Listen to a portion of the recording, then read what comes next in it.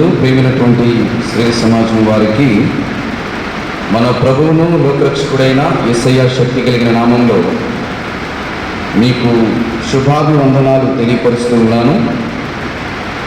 మరొక గురువారం నాడు ఈ రీతిగా స్త్రీ సమాజంగా కూడుకొని మీ యొక్క కుటుంబాల్లో ఉన్నటువంటి సమస్యల నిమిత్తమై ప్రార్థిస్తూ ప్రభు సన్నిధిలో గడిపే భాగ్యమును పొందుకున్న స్త్రీలందరికీ కూడా మన ప్రభువును లోకరక్షకుడైన యేసు నామములో మరొక మారు మీకు వందనాలు తెలియపరుస్తూ ఉన్నాను. కొద్ది నిమిషాలు వాక్యాన్ని ధ్యానించడానికి మన ప్రయత్నం చేద్దాం. స్త్రీలైన మీరు చాలా ధన్యులు అని నేను నమ్ముతున్నాను. నమ్మిన వారు హల్లెలూయా చెప్తారా? ఎందుకు పాస్టర్ గారు మేము ధన్యులమయ్యాము అంటే, మీరు ఎందుకు ధన్యులయ్యారు అంటే, నేను ఎక్కడా చెప్పలేని అతి విశేషమైన విషయాలు మీతో నేను పంచుకోగలుగుతున్నాను. ఈవెన్ ఆదివారపు ఆరాధనలో కూడా నేను ఇన్ని సత్యాలు ఇక్కడ పంచుకున్నట్లుగా నేను ఆదివారపు ఆరాధనలో కూడా చెప్పలేకపోతున్నాను. ఎందుకంటే ప్రతిదానికి ఒక సమయం ఉంటుంది, స్థలం ఉంటుంది. స్త్రీ సమాజంలో స్త్రీలకు సంబంధించిన సందేశాలు ఇవ్వడం, యవనస్తుల కూడికలో యవనులకు సంబంధించిన విషయాలు తెలియపరచడం, సండే స్కూల్ పరిచర్యలో వారికి సంబంధించిన విషయాలు తెలియపరిచి బలపరచడం, ఆదివారపు ఆరాధనలో వస్తున్న సంఘాన్ని ఉద్దేశించి సంఘముగా వారిని బలపరచడం అనేది సమయాన్ని బట్టి స్థలాన్ని బట్టి నడిపింపు అనేది మారిపోతూ ఉంటుంది. కాబట్టి యొక్క స్త్రీ సమాజంలో మీరు ఈ సమయాన్ని నేనున్నంతకాలం సద్వినియోగం చేసుకోగలిగితే మీకు నేను చాలా విషయాలు మీకు నేను తెలియపరుస్తాను.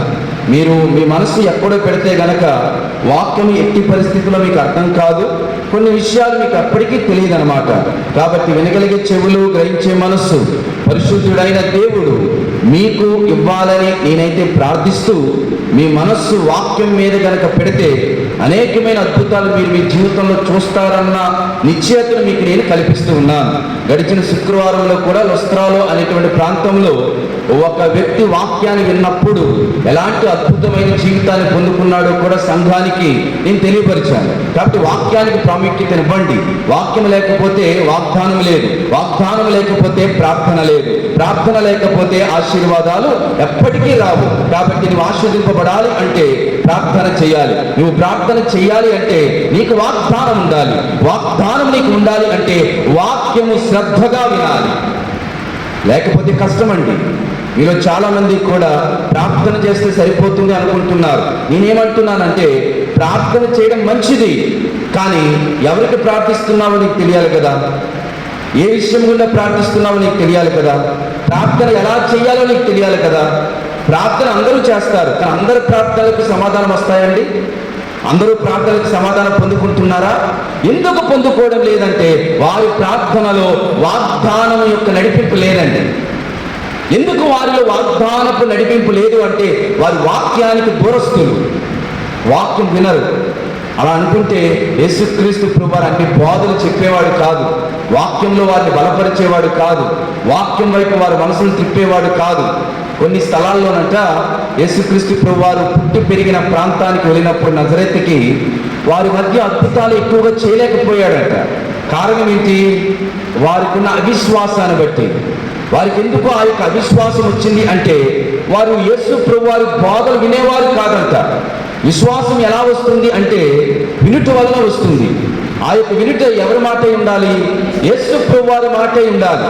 అప్పుడు యేసు ప్రభువారు కోపగించుకొని ఆ ప్రాంతం నుండి వైదొలిగిపోతాడు. చాలా ప్రాంతాలు, కపెర్నహూము లాంటి ప్రాంతాలు కూడా యేసు ప్రభు యందు విశ్వాసం ఉంచకుండా వారి ఇష్టానుసారంగా జీవించడం వలన వారు ఆశీర్వాదాలకు దూరం అయిపోయారు. కాబట్టి వాక్యము లేకపోతే ప్రార్థన లేదు.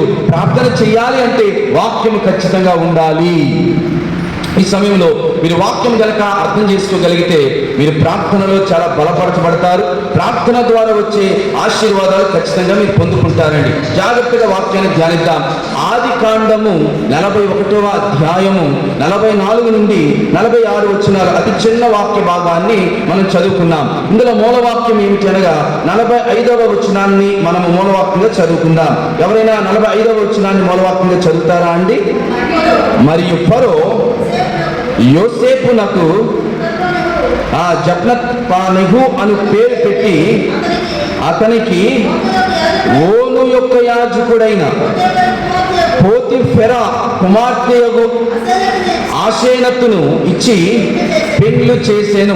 ఇప్పుడు మనం ఎవరి గురించి ధ్యానిస్తున్నాము, ఎవరి గురించి మనము ఆలోచన చేస్తున్నాము అంటే యోసేపు భార్య అయినటువంటి ఆషేనతుతో మనం ఈ రోజున ప్రయాణం చేద్దాం. ఎవరి యొక్క ఆషేనతు? ఈమె ఎవరి కుమార్తె? ఎవరి కుమార్తెగా పరిగణించబడింది? ఆ కుమార్తె ఎవరితో వివాహం చేయబడింది అనేది విషయాలు తెలుసుకుంటూ మీకెవ్వరికి తెలియని ఒక మర్మాన్ని, ఒక సత్యాన్ని మీకు నేను ఈ యొక్క ఉదయకాల సమయంలో తెలియపరుస్తాను. ఇక్కడ ఫరో, ఐగుప్తు రాజు, చక్రవర్తి, అతడు యోసేపు పట్ల ఒక వాంఛ కలిగి, ఒక ఆసక్తి కలిగి ఇష్టపూర్వకంగా అతనికి ఒక మేలు చేస్తాడు.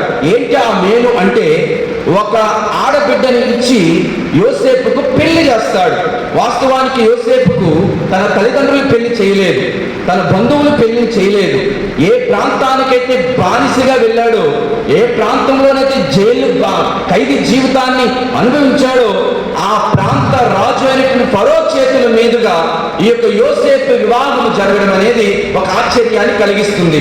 ఆ వివాహం జరగడం కూడా దేవుని ప్రణాళిక అండి, దేవుని ఉద్దేశం అండి.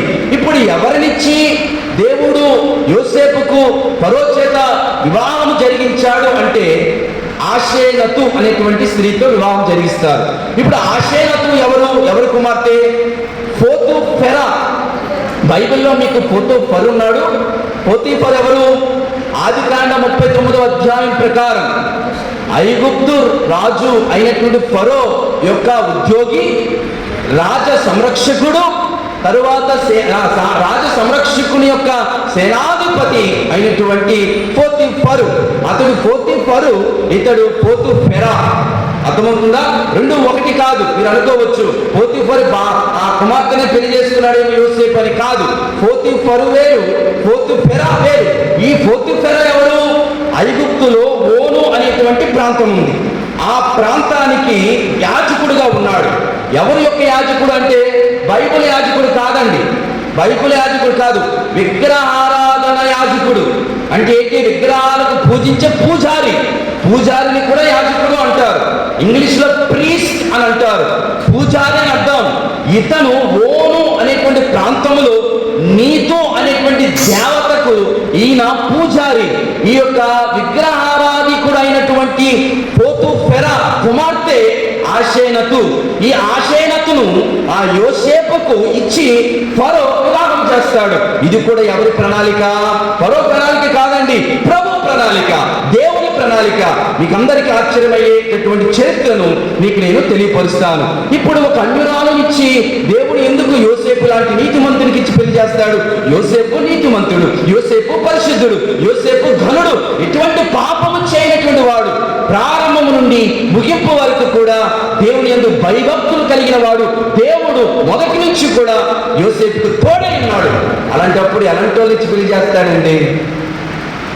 ఎలాంటి వాళ్ళు ఇచ్చి పెళ్లి చేస్తాడండి? ఒక్క విగ్రహారాధికురాలి కూతురు నుంచి పెళ్లి చేస్తాడా? ఒక అన్య దేవతను ఆరాధిస్తున్న కుమార్తెనిచ్చి పెళ్లి చేస్తాడా? అందులోని పూజారి కూతురు. పూజారి, సాంప్రదాయాలు ఎక్కువ, ఆచారాలు ఎక్కువ, ట్రెడిషన్స్ ఎక్కువ, ఆర్థోడాక్స్ ఫ్యామిలీ. ఆ యొక్క కుటుంబంలో నుంచి వచ్చినటువంటి ఆషేనతునిచ్చి పెళ్లి చేస్తాడా దేవుడు? వాస్తవానికి దేవుడు అన్యాయం చేయలేదు యోసేపుకి. చాలా అద్భుతమైన నడిపింపండి, చాలా అద్భుతమైన చరిత్ర అండి. మీరు జాగ్రత్తగా అర్థం చేసుకోవడానికి ప్రయత్నం చేయండి. ఈమె ఆషేనతు చరిత్ర మీకు తెలియాలి అంటే దీనా చరిత్ర మీకు తెలియాలి. దీనా ఎవరండి? ఎవరి కుమార్తె అండి? యాకోబు కుమార్తె. యాకోబునకు లేయాకు పుట్టినటువంటి కుమార్తె దీనా. ఈ దీనాకు ఎంతమంది సహోదరులు?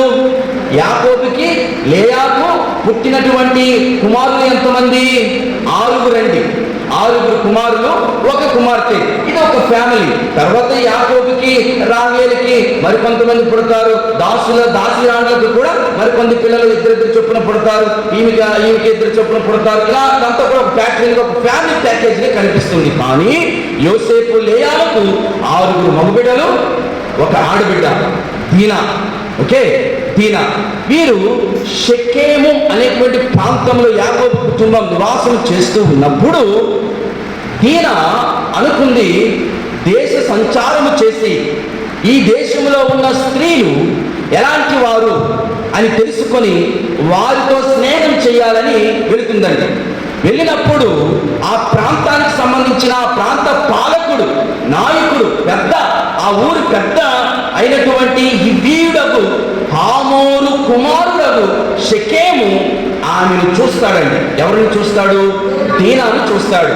చూసి ఆమెను బలవంతంగా తీసుకుని వెళ్ళిపోతాడండి. తీసుకుని వెళ్ళిపోయి ఆమెను అత్యాచారం చేస్తాడండి. అత్యాచారం చేసిన తరువాత ఈ షెకెము అనేటువంటి ఆమోరు కుమారుడు ఆమె పట్ల ప్రేమ కలిగి వివాహం చేసుకోవాలనుకుంటాడు. కానీ ఆ యొక్క అన్నదమ్ముల ఆ యొక్క సహోదరులకు, దీనా యొక్క 6 సహోదరులకు నచ్చదు. అందుకని వారు ఒక కండిషన్ పెడతారు, సున్నతి లేని వారు మీరు. ఎవరు? ఆ షెకెము వంశీయులు, హివ్వీయులు. మీరు ఆ సున్నతి లేని వారు, నిబంధన లేని వారు కాబట్టి మా బిడ్డను మీ ఇంటికి పంపించినా మాకు ఇష్టం లేదు అన్నప్పుడు షెకెము ఏం చేస్తాడు అంటే సున్నతి తీయించుకుంటాడు. తను తీసుకుంటాడు, తన యొక్క ఇంటి వారందరితో కూడా ఏం చేయిస్తాడంటే సున్నతి తీయించుకుంటాడు. కానీ సున్నతి చేయించిన సమయంలో వీరికి భయంకరమైన శారీరక ఇబ్బంది కలిగినప్పుడు ఈ యొక్క యాకోబు కుమారులైనటువంటి సిమ్యోను, లేవి వీళ్ళిద్దరూ కూడా తన సహోదరి పట్ల జరిగిన అత్యాచారమును బట్టి పగ తీర్చుకోవడానికి తీవ్ర కోపముతో ఆ షెకెము అనేటువంటి ప్రాంతం మీద తిరుగుబాటు చేసి అక్కడున్న పురుషులందరినీ కూడా కత్తితో చంపేస్తారండి. కత్తితో చంపేస్తారు. ఇప్పుడు అక్కడ ఈ యొక్క దీనాను అత్యాచారం చేసినటువంటి ఈ షెకెము కూడా కత్తివాత పడి హతమార్చబడతాడు, చనిపోతాడు, చంపబడతాడు. ఇదంతా అయిపోతుంది. యాకోబు చాలా బాధపడతాడు. మా కుమారుడు సిమ్యోను, లేవీలు చేసినది ఘోరాతి ఘోరమైనటువంటి పాపము. నేను ఒక పరదేశిగా ఉన్నాను, ఈ ప్రాంతంలో నేను ఉంటుండగా వీరిలాంటి పనులు చేయడం వలన నాకు భద్రత ఉండదని చాలా దిగులు పడతాడు, చాలా వేదన చెందుతాడు. దేవుడి సన్నిధిలో ప్రార్థన కూడా చేసుకుంటాడు. జాగ్రత్తగా అర్థం చేసుకోవాలి. ఇప్పుడు షెకెము చనిపోతాడు, చంపబడతాడు. ఎవరి షెకెము అంటే దీనాను అత్యాచారం చేసినటువంటి ఒక వ్యక్తి. కాలం గడుస్తుంది. ఈ షెకెము దీనాను అత్యాచారం చేయడం వలన ఆమె గర్భం దాల్స్తుందండి. అత్యాచారం చేయడం వలన ఆమెకు గర్భం వస్తుంది.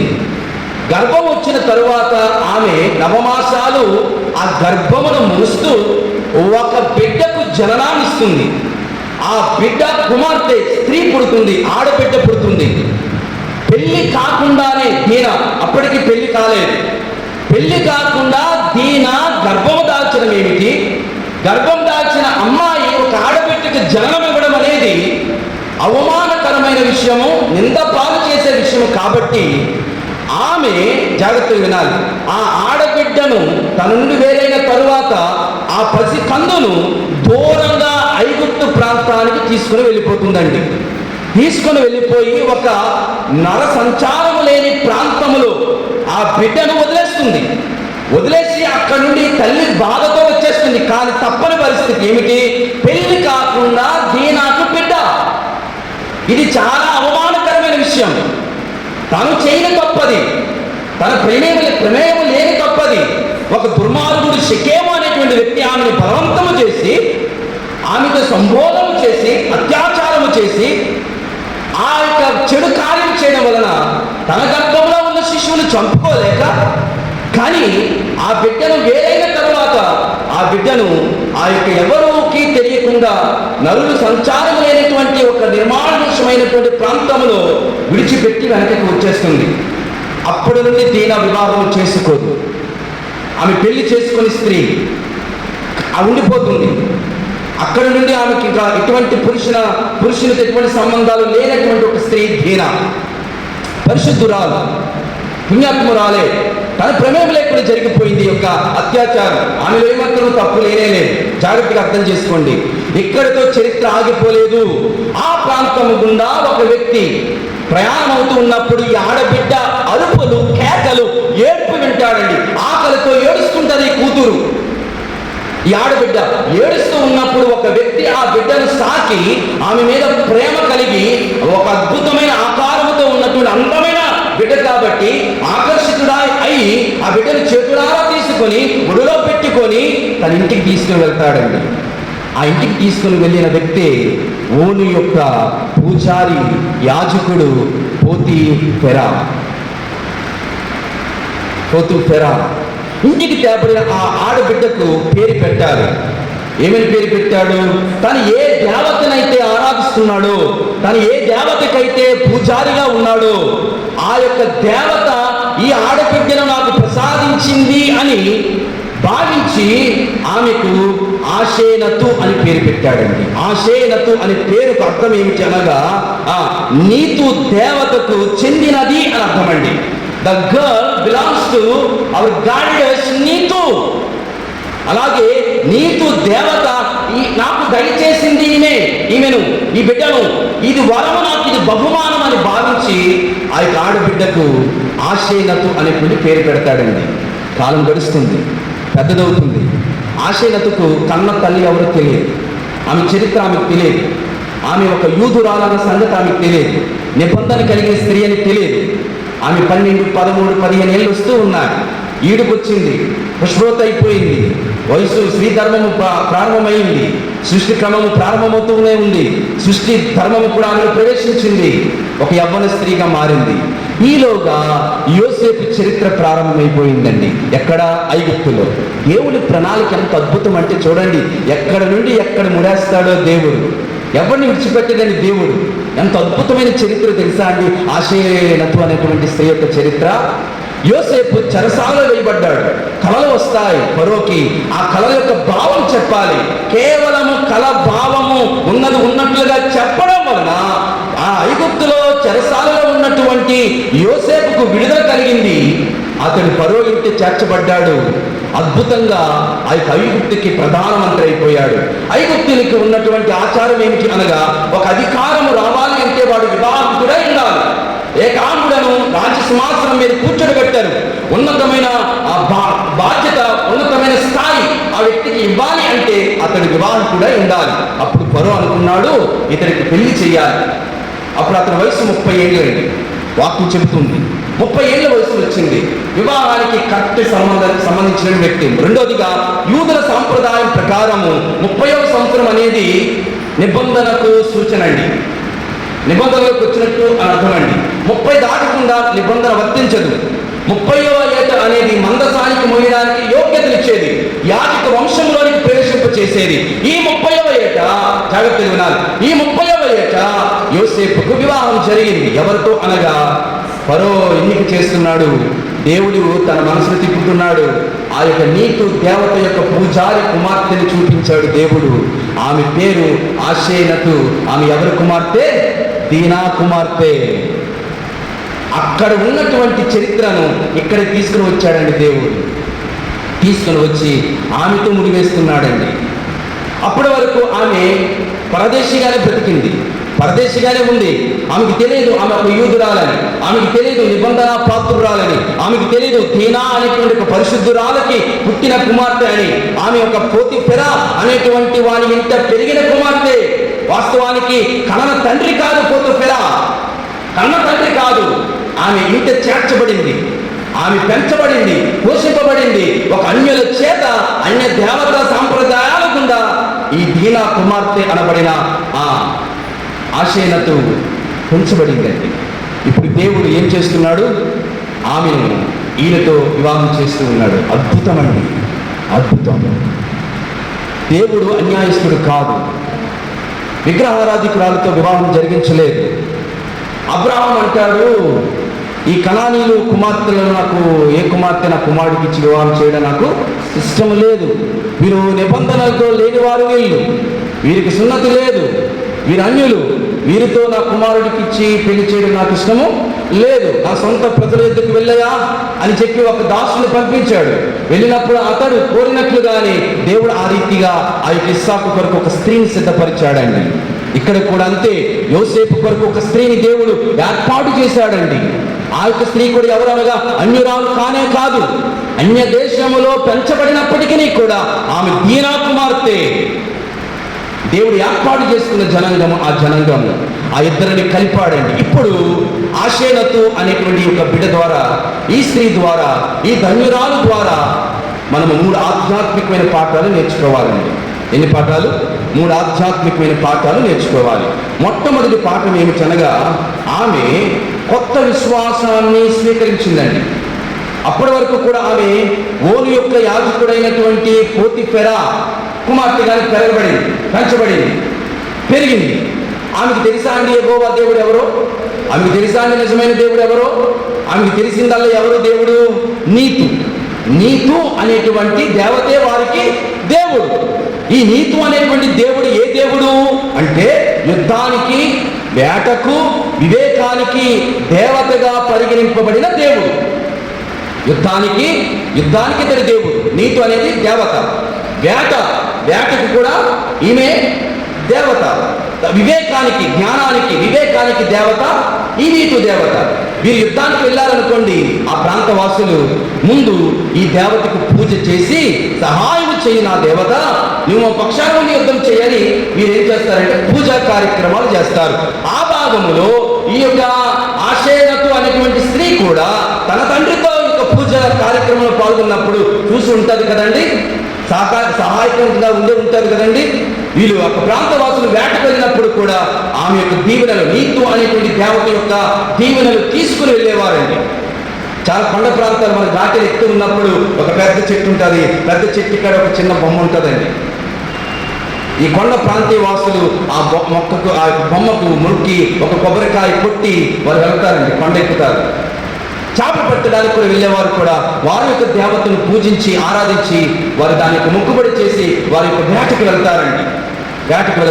అలాగే వీరు కూడా అంతేనండి. ఈ ప్రాంతవాసులు కూడా ఓను అనేటువంటి ప్రాంతవాసులు కూడా యుద్ధానికి వెళ్ళేటప్పుడు, వేటకు వెళ్ళేటప్పుడు ఏదైనా ఒక ఆలోచన కావాల్సి వచ్చినప్పుడు వీరు నీతు అనేటువంటి దేవతను పూజించి సహాయం పొందేవారు. అది వారి యొక్క నమ్మకం. ఆ నీతు అనే దేవతను ఆరాధిస్తున్నటువంటి పూజారి కుమార్తెగా పెరగబడింది ఈ యొక్క యూదురాలు దీనా కుమార్తె ఆషేనతు. ఇప్పుడు యోసేపుతో వివాహము కుదిరింది. ఆమె నమ్మకాలు వేరు, యోసేపు నమ్మకాలు వేరు. యోసేపు ఐగుప్తులో ఉన్నా కూడా ఏ విగ్రహారాధన చేయలేదు. యోసేపు ఐగుప్తులో ఉన్నా కూడా ఏ మనిషికి నమస్కారం చేయలేదు. ఐగుప్తులో అనేటువంటి అన్య దేశంలో ఉన్నా కూడా యెహోవా దేవుణ్ణి ఆరాధించేవాడు. ఈ నిజ దేవుని వైపే తన మనసు ఉండేది. ఎన్ని కష్టాలు వచ్చినా, ఎన్ని శోధనలు వచ్చినా, ఎన్ని ఇబ్బందులు వచ్చినా, మరణకరమైన పరిస్థితులు వచ్చినా కూడా జీవము కలిగిన దేవుణ్ణి మాత్రము విడిచిపెట్టలేదండి యోసేపు. అలాంటి వాడికి ఈమె భార్యగా రాబోతుందండి. అనుకుంటుంది కదా, నాన్న పోతిఫెరాతో అని ఉంటుందేమో కదా, నాన్న నాకు ఈ సంబంధం ఇష్టం లేదు. వాడెవడో అమ్మ లేదు, నాన్న లేడు. వాడికి ఐగుప్తులో ఉన్నాడు అమ్మ నాన్న, యోసేపుకి లేడు. అమ్మ లేదు, నాన్న లేడు, అనామకుల్లా ఉన్నాడే. అందులోని వాడి భక్తి వేరేలాగుంది, వాడి ఆచారం వేరేలాగుంది, వాడు ఎప్పుడు నేను చూడలేదు అని అనుకుంటున్నారా? లేదండి. దేవుడు జతపరిస్తే జరిగిపోతాయండి కార్యాలు. ఆమె దేవుడి సిద్ధపాటు అంత గొప్పది. ఇప్పుడు కొత్త విశ్వాసాన్ని స్వీకరించడానికి సిద్ధంగా ఉంది ఇప్పుడు ఆషేనతు అనేటువంటి ఈ స్త్రీ. ఒకప్పుడు పూజారి కుమార్తె, ఇప్పుడు నిజ దేవుని సేవకుని భార్య. ఒక విశ్వాసాన్ని స్వీకరించడానికి సిద్ధపడిపోయిందండి ఈ యొక్క ఆషేనతు అనేటువంటి స్త్రీ. ఈ గతాన్ని మర్చిపోవడంలో తన యొక్క గతాన్ని, తన యొక్క పెంపకాన్ని, తన కుటుంబ నేపథ్యాన్ని పక్కన పెట్టి ఒక సరికొత్త విశ్వాసాన్ని, ఒక సరికొత్త నమ్మకాన్ని కోరుకునే ఉన్నతమైన మార్గాన్ని ఎన్నుకునే ధైర్యవంతురాలు యొక్క ఆషేనతు కొత్త విశ్వాసంలోకి రాబోతుంది. ఆమె యొక్క నిర్ణయం, ఆమెకున్న ధైర్యం చాలా గొప్పది. తన గతాన్ని విడిచిపెట్టడానికి, తన యొక్క పెంపకాన్ని విడిచిపెట్టడానికి, తన ఆచార వ్యవహారాలు విడిచిపెట్టడానికి చూడండి ఆమెకున్న ధైర్యం. దేవుడు అంత గొప్పగా నడిపిస్తున్నాడో. తన గతం అంతటిని విడిచిపెట్టిందండి. బైబిల్లో ఇలాంటి స్త్రీ ఇంకొకటి ఉందండి. ఆమె పేరేం పేరు? రూత్ అండి. రూతేనా? నయోమి కోడలు. నీ దేవుడే, నీ జనమే తన గతాన్ని, తన పెంపకాన్ని, తన భక్తిని, తన విశ్వాసాన్ని, మోయాబురాలు, విగ్రహ ఆరాధికురాలు, ఆమె కూడా ఎంత ధైర్యం చేసి విగ్రహ దేవత ఆరాధనకు దూరంగా వచ్చిందో ఆలోచన చేయండి. అలాంటి స్త్రీతో సమానమైన భక్తిని కనపరిచినది అక్షయనతు.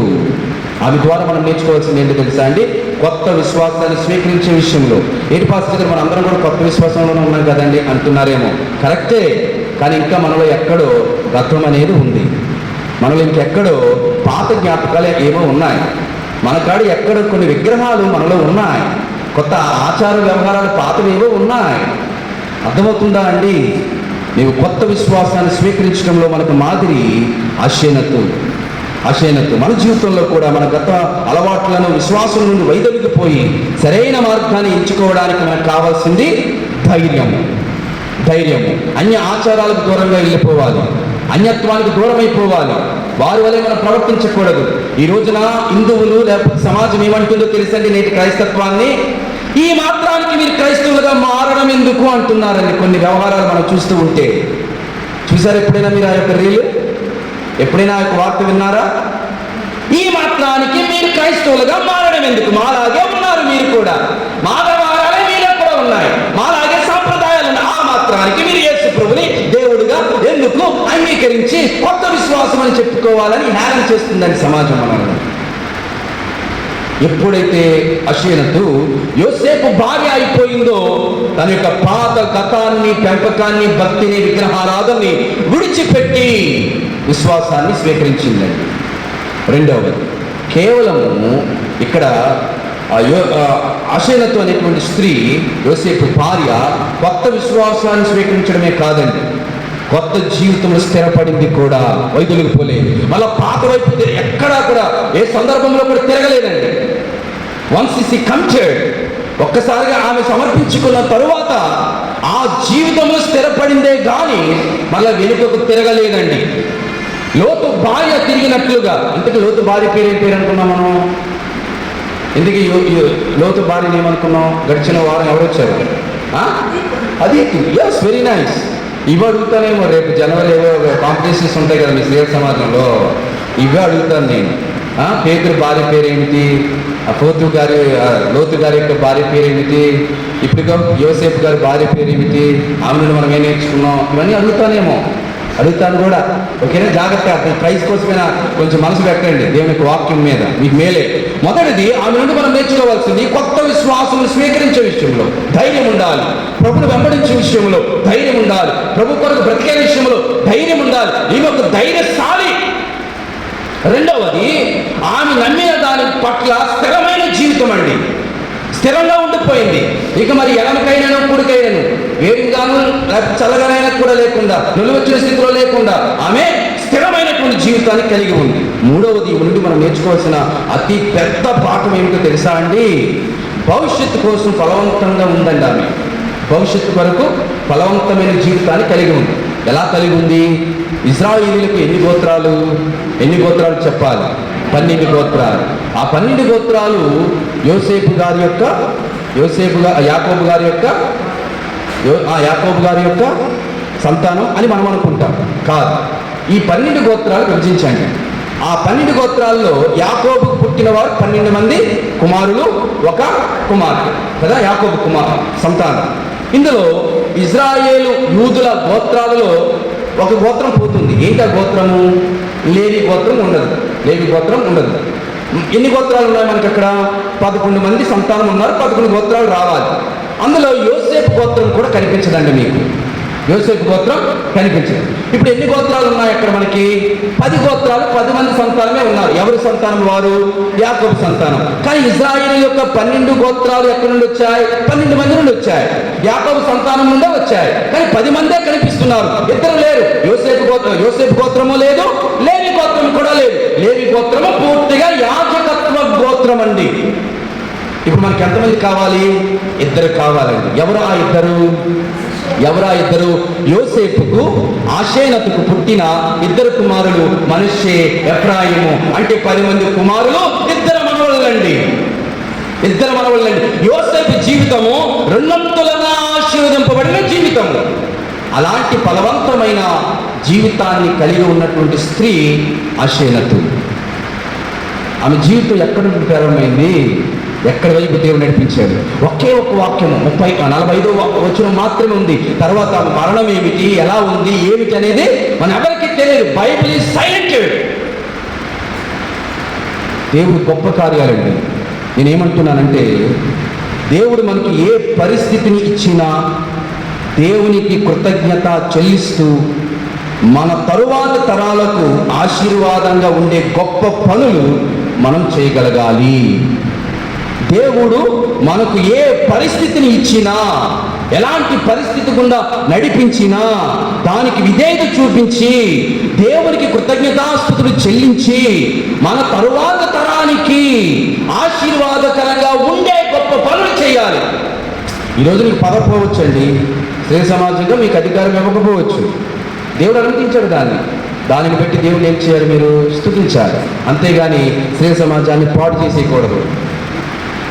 అర్థమైందా? సంఘంలో మీకు ఆధిక్యత ఇవ్వలేదు, అది దేవుడు అనుమతిస్తేనే జరిగింది. అది చాలు, నువ్వు చేసిన పని చాలు, తర్వాత ఉందేమో, భవిష్యత్తులో ఇస్తాడేమో, ఇచ్చినంత వరకు వెయిట్ చేయి. అంతేగాని నాకు ఇవ్వలేదు కదని చెప్పి సంఘాన్ని పాడు చేయకూడదు.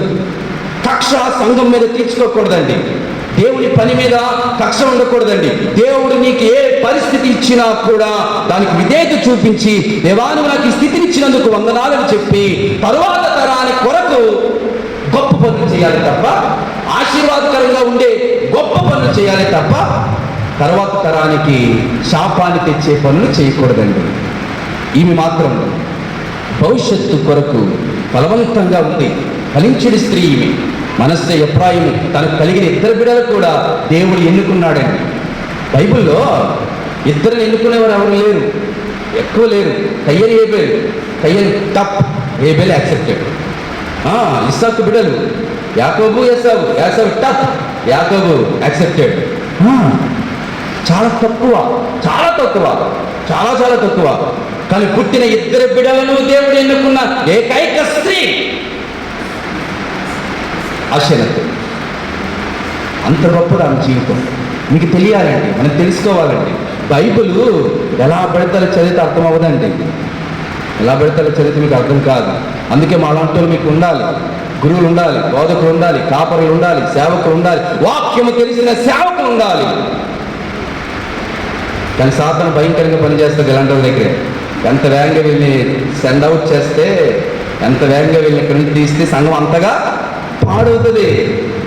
సంఘం పాడవడం కావాలి వాళ్ళకి.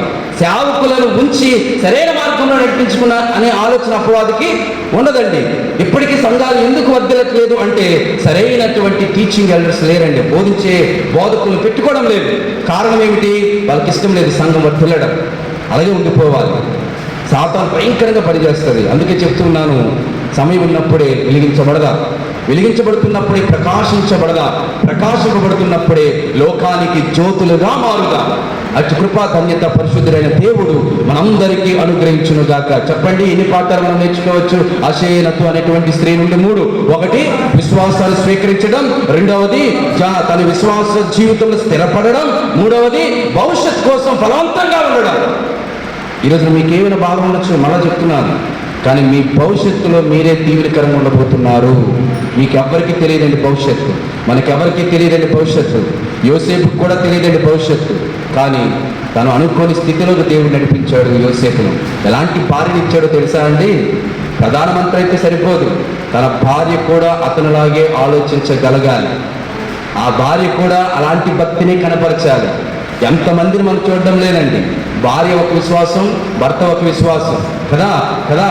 ఎన్ని కుటుంబాలు భార్యల వల్ల పాడైపోయాయండి, ఒప్పుకోవాలి. ఎన్ని కుటుంబాలండి భార్యల వల్ల, పాస్టర్ గారుల వల్ల సంఘాలు కూలిపోయాయండి. ఆలోచించాలి. భార్య, అందుకే వాక్యం చెప్పబడింది కదా, జ్ఞానవంతురాలు తన ఇంటిని కట్టుకుంటుంది, 3 రాళ్ళు తన ఇంటిని పెరుగుకుంటుంది. భార్యలుగా మీరే మీ ఇంటిని స్థిరపరచుకోవాలన్నా, మీ ఇంటిని పాడు చేసుకోవాలన్నా సమస్తము మీ చేతుల్లోనే దేవుడు పెట్టాడు. మనకి ఈ రోజున మాదిరి ఆశీనతు. ఆమె చక్కని భార్య, అందరూ మర్చిపోతారు ఆమె. రెబెకానే జ్ఞాపకం చేసుకుంటారు. రెబెకా కంటే కనురాలు ఎవరు క్రైస్తవురాలుగా, ఒక అన్య మతస్థురాలుగా ఎంచబడి పెంచబడిన అశేనతు ఆమె వచ్చి ఒక కొత్త విశ్వాసం ఏంటండి, ఆ విశ్వాసం స్థిరపడడం ఏంటండి, దేవుని ప్రణాళిక కొరకు ఓపికతో ఆమె భరించడం ఏంటండి, అద్భుతమైన జీవితం అండి. ఆమె ఈ రోజున మనకు మాదిరిగానే దేవుడు ఉంచాడు. తెలుసుకోవాలి, బలపడాలి. అటు కృపా ధన్యత పరిశుద్ధుడైన దేవుడు మనందరికీ అనుగ్రహించును గాక. ఆమె. Thank you all. God bless you.